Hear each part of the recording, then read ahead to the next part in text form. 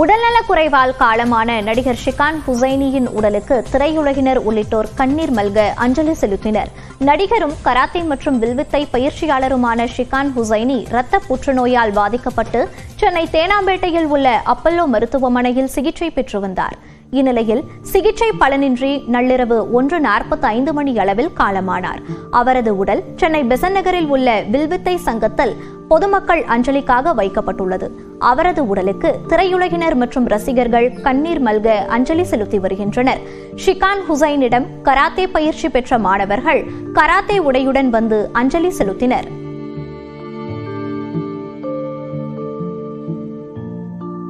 வருஷமாக அவர்கிட்ட ஸ்டூடெண்டா பிராக்டிஸ் பண்ணிட்டு இருக்கோம்.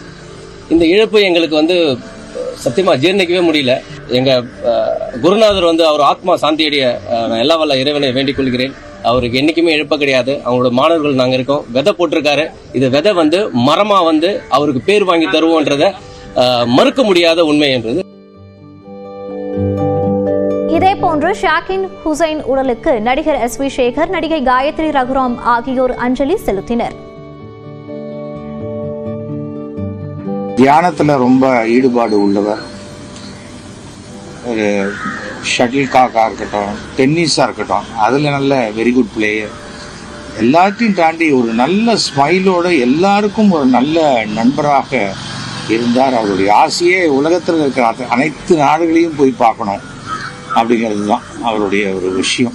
அந்த இறப்பை எதிர்கொண்டதில் எனக்கு தெரிந்து என்னுடைய நினைவில் ஷியான் ஹுசைனி தான் ஃபர்ஸ்ட் பர்சன் அந்த இறப்பையும் சந்தோஷமாக எதிர்கொண்டார். அது ரொம்ப ஆச்சரியமான ஒரு விஷயம். இதேபோன்று ஹுசைனியிடம் வில்வித்தை பயிற்சி பெற்ற வீரர்கள், வீராங்கனைகள் கண்ணீர் மல்க அஞ்சலி செலுத்தினர். இந்த அளவுக்கு தமிழ்நாடு வில்வித்தை சங்கம் வளர்ந்து இவ்வளவு தூரம் இவ்வளவு வில்வித்தை வீரர்களை நம்ம கொண்டு மெடல் எல்லாம் கொண்டு வந்திருக்கிறோம் அப்படின்ற அளவுக்கு நாங்கள் வந்திருக்கிறோம் அப்படின்னா அவர்னால மட்டும்தான். இந்த இழப்பை எப்படி ஈடுகட்ட போறோம்னு எங்களுக்கு தெரியல. இது வரைக்கும் எங்களை பத்தி மட்டும்தான் நினைச்சிட்டு இருக்கோம். அவர் எப்பவுமே எங்க கூட தான் இருப்பாரு. நாங்க ஒலிம்பிக்ல கோல்டு மெடல் வாங்கும் போது அவர் எங்க பின்னாடி நிற்பாரு. நாங்க எங்க இந்தியாவுக்காக நாங்க நிச்சயமா ஒலிம்பிக்ல கோல்டு மெடல் வாங்குவோம். அதே மாதிரி எப்பவுமே மண்ண விதைச்சா அது ஒண்ணு மரமா வரும், இல்லைன்னா உரமா போகும்.